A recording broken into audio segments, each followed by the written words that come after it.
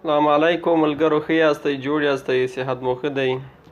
دوستانو، نن درته یوه طریقه ښیم د عکس د جوړېدو په خاطر چې موږ باید سرک هماغه جوړ کړو. سرک مې جوړ نه کړو. ډېر یو ښایسته سایټ ده، نو هغه کې تاسو خپل عکس جوړوی شئ د فیسبوک لپاره. همداسې ښایسته ښایسته عکسونه نور هم جوړوی شئ. نو راځو شروع کوو. که تاسو هر یو براوزر لرئ، هغه براوزر را خلاص کړئ. دلته ګوګل کروم براوزر کې خلاصوم. دلته ورته لیکم ریموو بیکګراوند. تاسو دا وینئ، دغه ریموو بیکګراوند په دغه به کلیک وکړئ، نو را به صحیح تاسو ته به دا سایډ خلاص. دلته ریموو بیکګراوند باندې به کلیک وکړئ. نو چې کله په ریموو بیکګراوند کلیک وکړ، دلته به سلیکټ فوټو ووهئ. سلیکټ فوټو چې کله ووهه، موږ راځو دغه عکس جوړوو. دا چې کله اوکې کړ، دلته به لږ څه انتظار ورته وباسئ.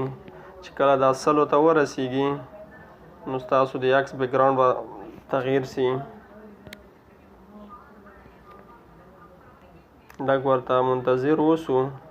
دا ګورئ دوستانو، دا اوس همداسې هم ډاونلوډ کوی شو. دلته ایډیټ لیکلی ده، موږ دا ایډیټ کوو.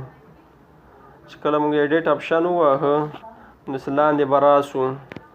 دلته کالر هم بدلوی شئ، د شا او د ټول کالر هم بدلوی شئ. نو دلته موږ راځو فوټو ورته انتخابوو. چې کله فوټو ورته انتخاب کړ، دا ګوره مثلا په دې فوټو کلیک وکړئ، شاته بیکګراوند بدلیږي.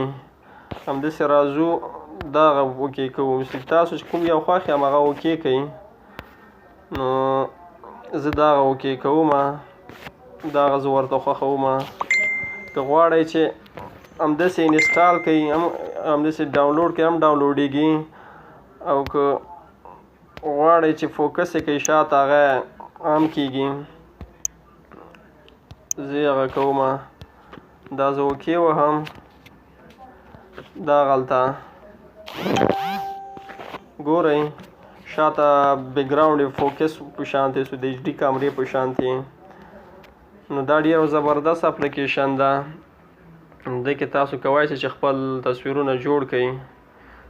وخت مو نور نه نیسم، خدای مو سپارم. ویډیو تر پایه وګورئ. مخ ته مو ښه.